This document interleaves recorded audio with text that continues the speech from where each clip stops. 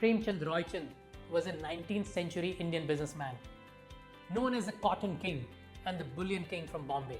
He was the man who stepped in to fund Mumbai's iconic Rajabai Clock Tower when the British ran out of money and the construction stopped midway. He agreed to provide the remaining funds, but at one condition. The clock tower had to be named after his mother Rajabai. Premchand Roychand's mother had difficulty reading, so the clock tower would help her know the time as it would ring every hour.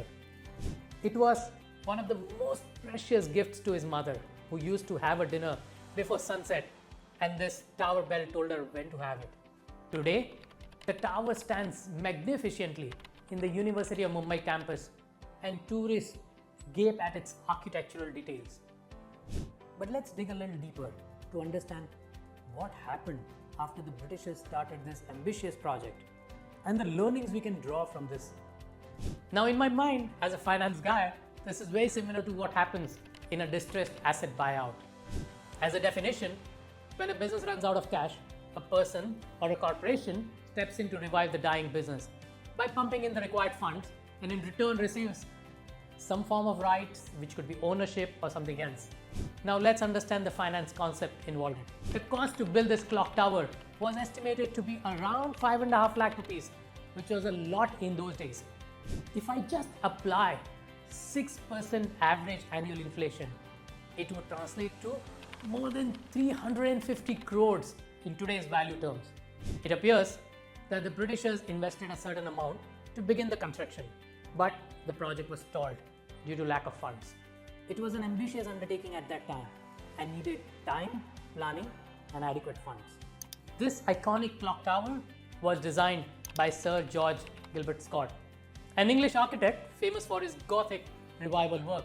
If you take a closer look at this magnificent structure, you will find great resemblance to the Big Ben in London because it was modeled based on it.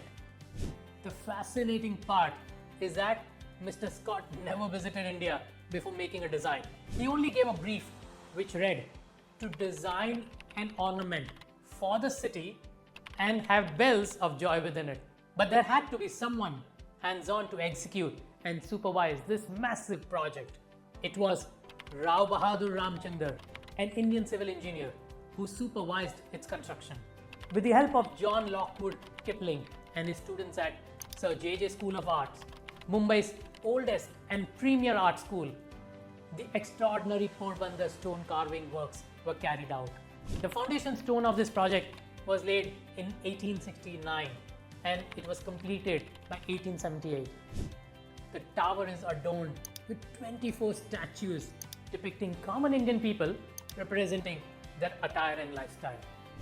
They are 8 feet tall, made in limestone and sculpted to European standards. After 140 years in 2018, the Rajabai Clock Tower Restoration Project received the UNESCO Asia Pacific Award for Cultural Heritage Conservation. Do visit if you haven't already, and if you have, do tell us if you knew this history. I'm Bhairav Kothari, always looking for interesting stories around us. Thank you.